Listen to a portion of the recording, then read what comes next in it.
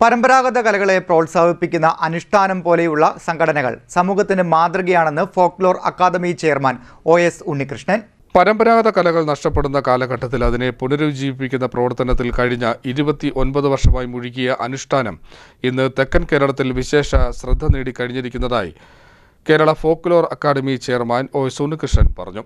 ആരും ശ്രദ്ധിക്കാതെ പോകുന്ന ഉപാസകന്മാരായ കലാകാരന്മാരെ കണ്ടെത്തി പുരസ്കാരം നൽകി ആദരിക്കുക, ഇത്രയും കാലം അത് തുടരുക ആർക്കും അത്ഭുതം തോന്നുന്ന പ്രവർത്തന മികവാണ്. 3000-ലധികം കലകൾ നിറഞ്ഞു നിന്ന കേരളത്തിൽ ഇന്ന് ഫോക്ലോർ അക്കാദമിയുടെ ശ്രമഫലമായി 1000-ഓളം കലകളെ കണ്ടെത്തി പ്രോത്സാഹനം നൽകുമ്പോൾ അനുഷ്ഠാനവും ആ പന്ഥാവിൽ കൂടുതൽ കരുത്തേകുന്നതായി അദ്ദേഹം പറഞ്ഞു. കാർഷിക സംസ്കാരം നൽകിയ സാമൂഹിക കൂട്ടായ്മ, അതിലൂടെ വളർന്നു വന്ന ആചാര അനുഷ്ഠാനങ്ങളും കലകളും ഇന്ന് അന്യമായി വരുന്നതിന്റെ ദൃഷ്ടാന്തമാണ് കാണുന്നത്. മുഖ്യധാരയിൽ നിന്ന് മാറ്റി നിർത്തപ്പെട്ടു പോകുന്നവരെ കണ്ടെത്തി അവരെ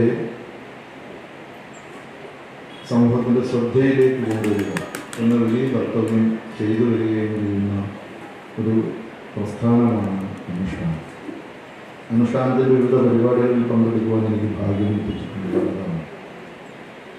സ്വാഭാവികമായും ഞാൻ ചേർന്ന് നിൽക്കുന്ന കലകൾ, ഞാൻ അലിഞ്ഞു ചേരുവാൻ ആഗ്രഹിക്കുന്ന കലകളൊക്കെ അനുഷ്ഠാനവും അഭിസംബോധന ചെയ്യുന്നതിനാലാവാം എനിക്ക് അനുഷ്ഠാനത്തിൻ്റെ പരിപാടികളിൽ പങ്കെടുക്കുവാനും ഏറെ താല്പര്യമുണ്ട്.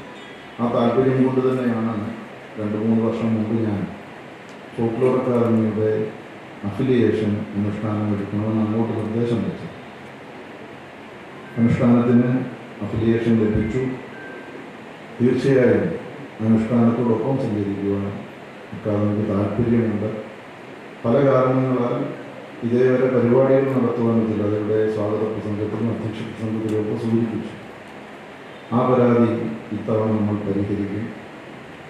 1-ലധികം ദിവസം നീണ്ടു നിൽക്കുമ്പോൾ സഹവാസ പരിശീലന ക്യാമ്പ്, അല്ലെങ്കിൽ പഠന ക്യാമ്പ് നമ്മൾ സംഘടിപ്പിച്ചുകൊണ്ട് നമ്മുടെ കലകളെ സമൂഹത്തിന്, പുതിയ തലമുറയ്ക്ക് പരിചയപ്പെടുത്തുവാൻ എങ്ങനെയാവും. ഇപ്പോൾ ഇവിടെ തെയ്യം നമുക്ക് പരിചിതമല്ലാത്തൊരു കലയാണ്.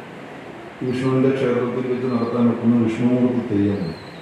വിഷ്ണുമൂർത്തി തെയ്യത്തിൻ്റെ ശില്പശാലയും അവതരണവും എല്ലാം കൂടെ വേണമെങ്കിൽ നമുക്കൊരു ദിവസം നടത്തുവാൻ സാധിക്കും. ഇത്തരത്തിൽ കലകളുടെ പാരസ്പര്യത്തെ നമുക്ക് വ്യക്തമാക്കുന്ന തരത്തിലേക്കുള്ള കളരികൾ അക്കാദമിക്ക് സംഘടിപ്പിക്കുവാനാവും. അത് ചെയ്യുവാൻ താല്പര്യമുണ്ട്. അത് ചെയ്യാമെന്ന് ഞാൻ അറിയിക്കുകയും ചെയ്യുന്നു.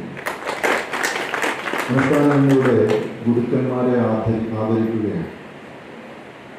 സ്വാഗതത്തിൽ ഏറെ ബഹുമാന്യനായ മണ്ണാറശാല പത്മനാഭൻ ശിവപ്രിയനവർ പറഞ്ഞൊരു വാക്ക് സ്വാഗതകാരൻ എടുത്തു പറയുകയുണ്ടായി. ഞാൻ CDNet ന്യൂസ്, ഏവൂർ.